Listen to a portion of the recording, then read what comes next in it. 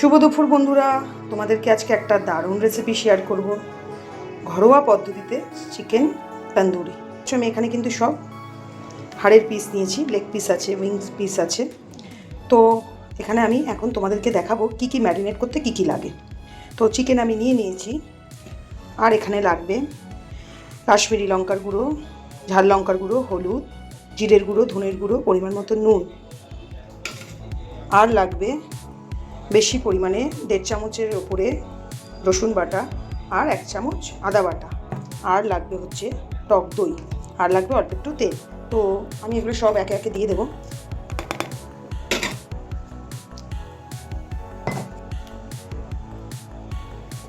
তো এবার আমি ভালো করে ম্যারিনেট করে নিই, দেন তোমাদেরকে। তো আমার এখানে ম্যারিনেশন কমপ্লিট। এবার আমি যেটা দেবো চিকেন তন্দুরি মশলা আর একটুখানি সাদা তেল। তো আমি এটা দিয়ে নিই, দিয়ে তোমাদেরকে কিন্তু দেখাচ্ছি। চিকেন তন্দুরি মশলা দিয়ে দিয়েছি, তেলও দিয়ে দিয়েছি, দিয়ে কিন্তু এটাকে এবার কিন্তু আমি ভালো করে ম্যারিনেট করব।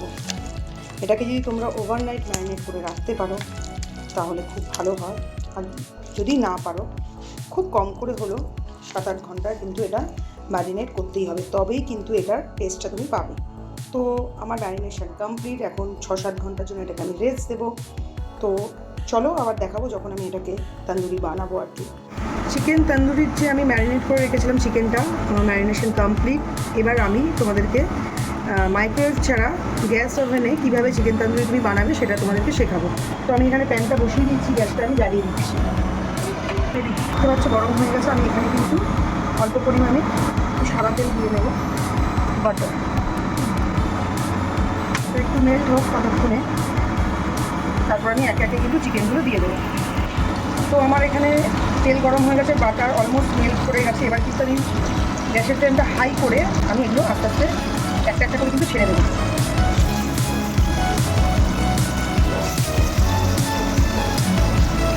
এটা এখন একটু আমি হাই ফ্লেমে রাখবো। তো আমার একটা সাইড হয়ে গেছে, এবার কিন্তু আমি আরেকটা সাইড দিতে দেবো।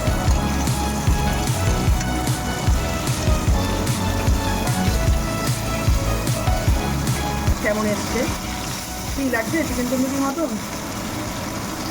এবার এটা একটুখানি আমি স্টিম কমিয়ে, এবার স্টিমটা কমিয়ে ঢাকা দিয়ে একটু আমি হতে দেবো 5-10 মিনিটের মতো।